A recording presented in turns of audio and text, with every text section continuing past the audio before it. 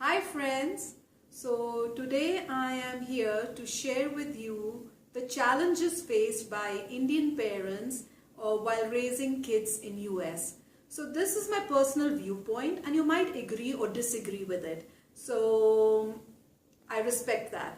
Now I'm going to talk about my personal experiences so far and tell you what challenges or what hardships or complications I had to face so far. So let's see, where should I start from?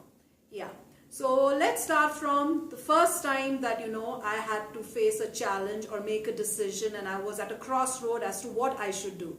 So the first time that I experienced that challenge was when we went to our doctor to show my son.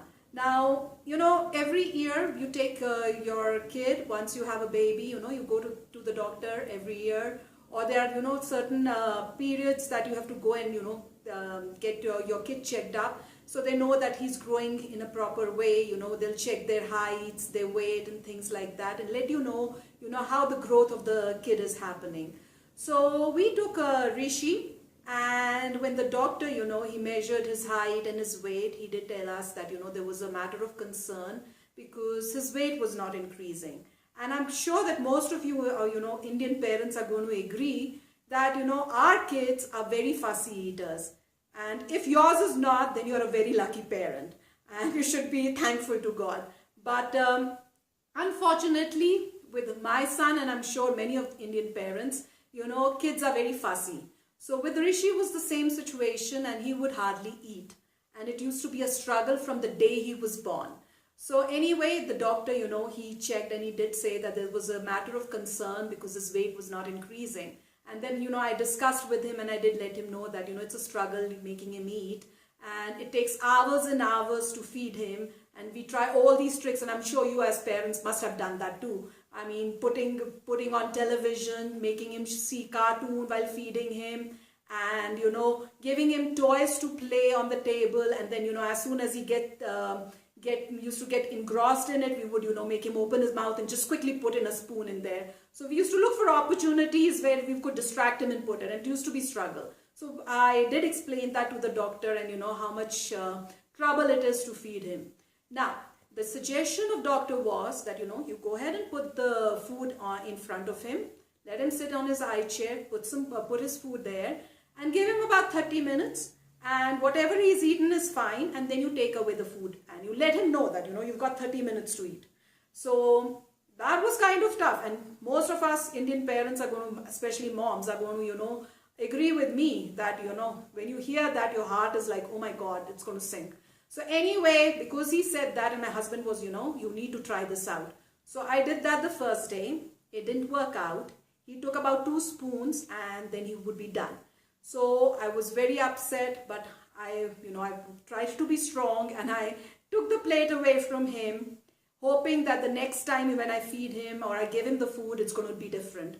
So the next time again, same thing, didn't eat, had to take it away. Now the whole day went by.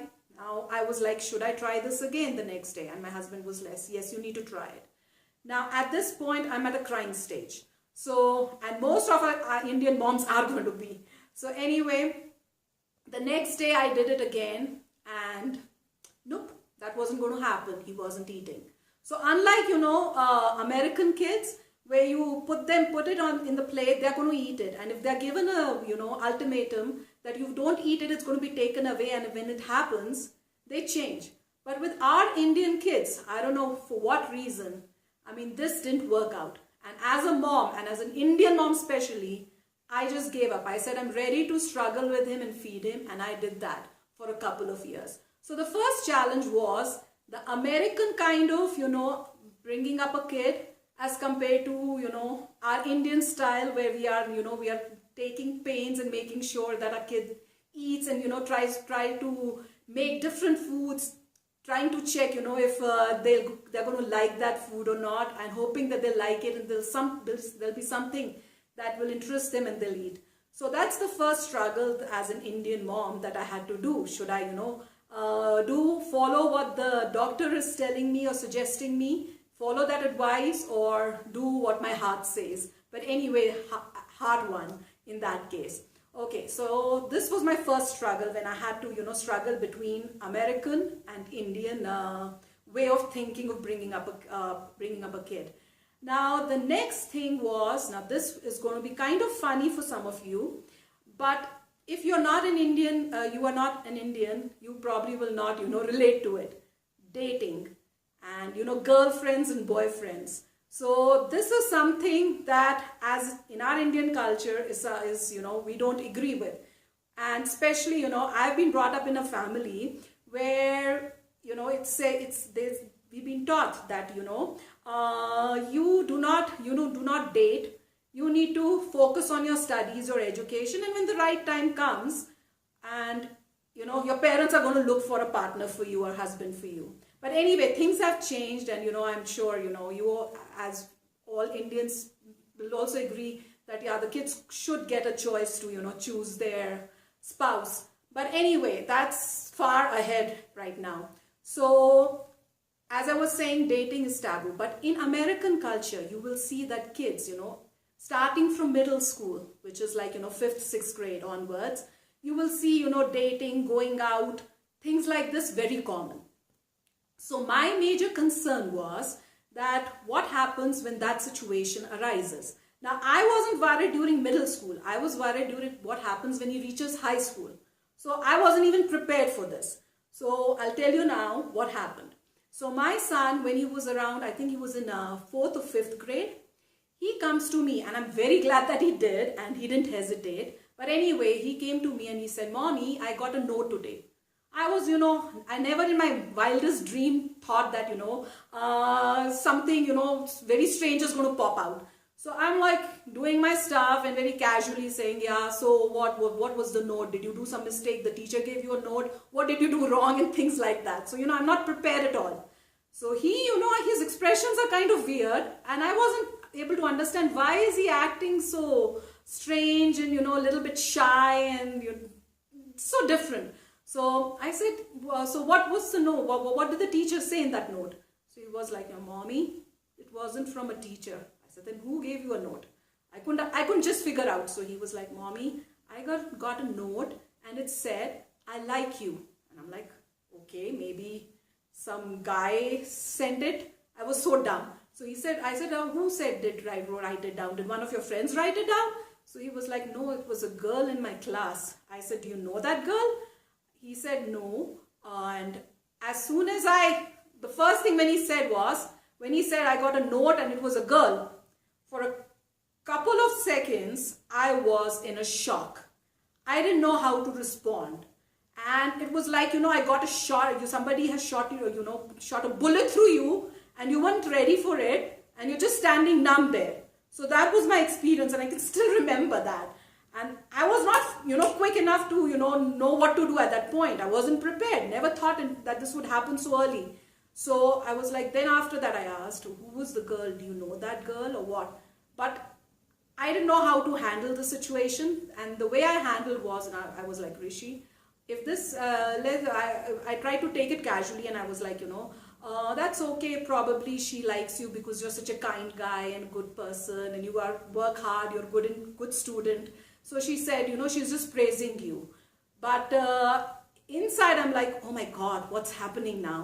I mean, are these feelings of boyfriend and girlfriend already started? And we've thought that we've sent him in a good school where things like this are not going to happen. Everybody's will be, all these kids are focused in their studies. So anyway, then, I did tell him that, this is not your age, and we as Indians don't believe in girlfriends and boyfriends. Everybody is our friend. So that concept of girlfriend and boyfriend you don't need to have.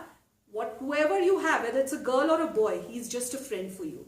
So that's how I explained. And I said, we don't believe in it. Our parents did not believe in it. So we don't do that. So you also make sure that you don't get into that kind of stuff. And your age is, to focus on your studies, be a good human being, make something out of your life.